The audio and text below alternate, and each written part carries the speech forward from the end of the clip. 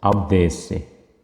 Abdesti është në pozitën e çelësit të adhurimeve, si kryesisht namazi, këndimi i Kuranit dhe kryerja e tavafit në Qabe, por edhe të adhurimeve të tjera, si rrjedhoi Allahu i lartë madhëruar urdhëron robërit e tij që kur të ngrihen për namaz të marrin abdes.